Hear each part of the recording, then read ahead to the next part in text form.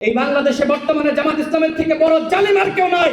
শিবিরের একজন কেন্দ্রীয় নেতা একজন নারীকে বিয়ের প্রলোভনে একের পর এক ধর্ষণ করেছে, এরপরে আত্মগোপনে চলে গেছে। লজ্জা লাগে। একজন ধর্ষকের পক্ষে ডাক্তার শফিকুর রহমান বিবৃতি দিয়েছেন। 12 দলীয় জোট, তাদের হাতেই বাংলাদেশ নিরাপদ। বন্ধুগণ, এখন শুনতে পাচ্ছি যে কিচেন ক্যাবিনেটের গল্প। হ্যাঁ, কিচেন ক্যাবিনেট ছিল এবং সেই কিচেন ক্যাবিনেটের নেতৃত্বে ছিল এনসিপি।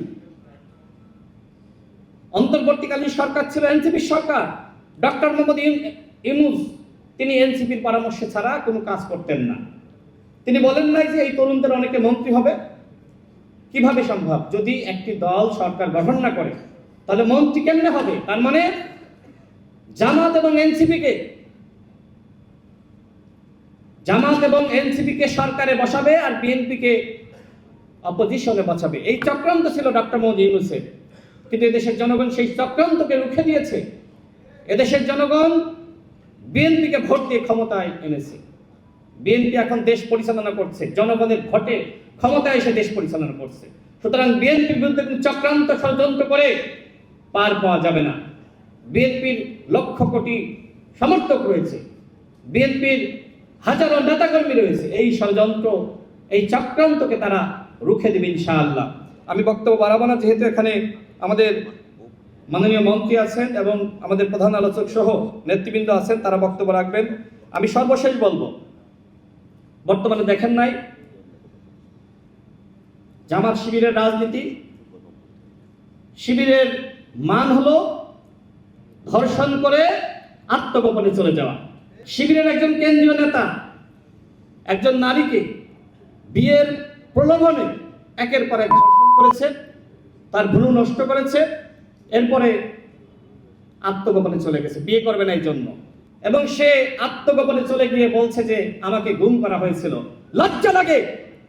ডাক্তার শফিকুর রহমান বিরোধী দলীয় নেতা, তিনিও বিবৃতি দিয়েছেন। একজন ধর্ষকের পক্ষে ডাক্তার শফিকুর রহমান বিবৃতি দিয়েছেন। আর সরকারকে বলা হয়েছে যে সরকার নাকি গুম শুরু করেছে, শিবির মিছিল করেছে। এই হলো শিবিরের মান।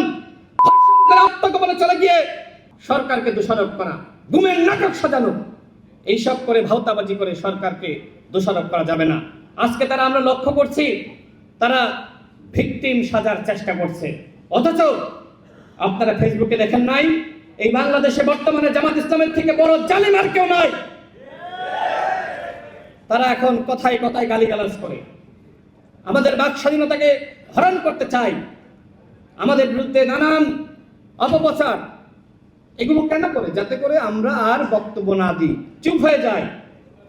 জামাত ইসলাম এবং এনসিপির যে ন্যারেটিভ, সেই ন্যারেটিভের বিরুদ্ধে আমরা যাতে কথা না বলি, এই জন্য তাদের একমাত্র হাতিয়ার হলো গালিগালাজ। জামাত এবং এনসিপি শিবিরের একমাত্র হাতিয়ার হলো গালিগালাজ করে মানুষকে থামিয়ে দেওয়া।